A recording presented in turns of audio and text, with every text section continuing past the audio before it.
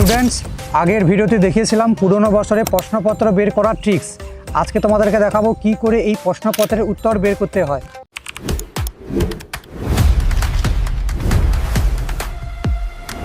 এর জন্য সবার প্রথমে তোমাদেরকে গুগল ক্রোম ওপেন করতে হবে।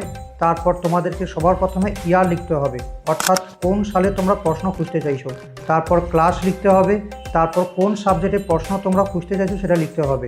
তো এই ক্ষেত্রে আমি লিখে দিচ্ছি কম্পিউটার অ্যাপ্লিকেশান। তারপর তোমাদেরকে লিখতে হবে কোশ্চেন পেপার এবং সবার শেষে তোমাদেরকে লিখতে হবে এডু টিপস। তারপর তোমাদেরকে সার্চ করতে হবে। সার্চ করার পর অনেকগুলো ওয়েবসাইট আসবে। তোমাদেরকে সবার প্রথমে প্রথম ওয়েবসাইটে ক্লিক করতে হবে। ক্লিক করার পর তোমাদেরকে একটু নিচের দিকে আসতে হবে। নিচের দিকে এলে তোমরা প্রশ্নের উত্তরগুলো দেখতে পাবে।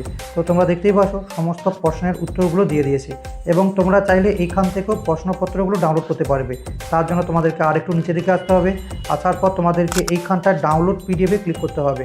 ক্লিক করার পর তোমরা 2025 সালে প্রশ্নপত্রটাকে দেখতে পাবে এবং তোমরা চাইলে এখান থেকে প্রশ্নপত্রটাকে ডাউনলোডও করতে পারবে।